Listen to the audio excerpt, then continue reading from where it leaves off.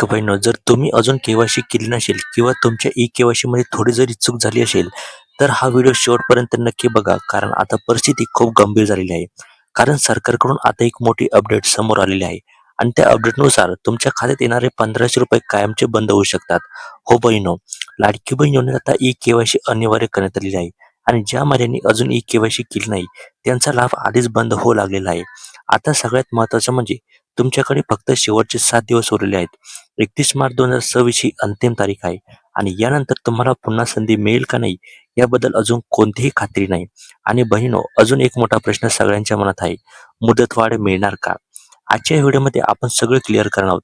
ई-के-वाय-सी का बंद झाली, कोणाचा पैसे थांबले, चूक असेल तर कशी दुरुस्त करायची आणि सर्वात महत्त्वाचं म्हणजे मुदतवाढ मिळणार का नाही. पण त्याआधी मला एक छोटासा प्रश्न विचारायचा आहे. बहिणीनो, तुम्हाला फेब्रुवारी महिन्याचे ₹1500 हप्ता मिळाला आहे का? कमेंटमध्ये येस किंवा नो नक्की सांगा. आणि जर नाही मिळाला तर हा व्हिडिओ शेवटपर्यंत नक्की बघा, कारण हा व्हिडिओ तुमच्यासाठी खूप महत्त्वाचा आहे. चला बहिणीनो, आता सविस्तर माहिती समजून घ्या. सगळ्यात पहिलं म्हणजे ई-के-वाय-सी का अनिवार्य केलेली आहे. महाराष्ट्र सरकारने लाडकी बहीण योजना सुरू केल्यानंतर खूप मोठ्या प्रमाणात महिलांनी अर्ज केला. पण त्यामध्ये काही चुकीची माहिती, डुप्लिकेट अर्ज आणि चुकीचे लाभार्थी देखील समोर आलेले आहेत. म्हणूनच सरकारने आता ई-के-वाय-सी अनिवार्य केली, जेणेकरून फक्त पात्र महिलांनाच इथे पैसे मिळणार आहे. आणि जर कोणी चुकीचा लाभ इथे घेण्याचा प्रयत्न केला तर दरवर्षी त्यांना के-वाय-सी करणे बंधनकारक आहे आणि त्या के-वाय-सी मध्ये ते 100% ते अपात्र होणार आहे. त्यानंतर दुसरा प्रश्न म्हणजे कोणाचे पैसे ते बंद झालेले आहेत. आता महत्त्वाचं म्हणजे खूप महिलांचा लाभ सध्या बंद करण्यात आलेला आहे.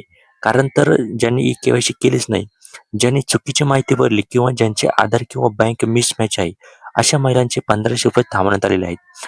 बहिणीनो, तुमच्या ओळखीमध्ये कोणाचे पैसे बंद झाले आहे का? कमेंटमध्ये नक्की सांगा. आता तिसरं म्हणजे के-वाय-सी मध्ये चूक झाली असेल तर काय करायचं? सरकारने आता शेवटची संधी दिली आहे. जर तुमच्या के-वाय-सी मध्ये चूक झाली असेल तर तुम्ही 31 मार्च 2026 पर्यंत तुम्ही दुरुस्त करू शकता.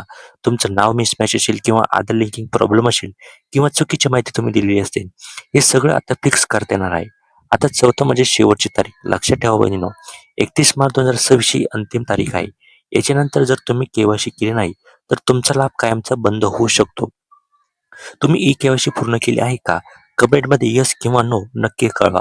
आता शेवटचा प्रश्न आणि सगळ्यात महत्त्वाचा म्हणजे मुदतवाढ मिळणार का? आता सगळ्यात मोठा प्रश्न म्हणजे ई-के-वाय-सी साठी मुदतवाढ मिळणार का?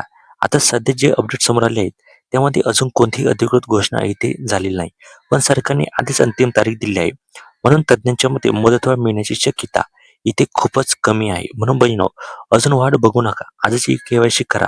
नाहीतर पुढे तुम्हाला पश्चाताप करावा लागू शकतो. जर तुम्हाला अशा महत्त्वाचे अपडेट्स रोज हवे असेल तर चॅनलला सबस्क्राईब करा आणि हा व्हिडिओ इतर तुमच्या लाडकी बहिणींपर्यंत शेअर करा. ज्यांनी अजून के-वाय-सी केली नाही त्यांनी लवकरात लवकर के-वाय-सी करून घ्या. धन्यवाद.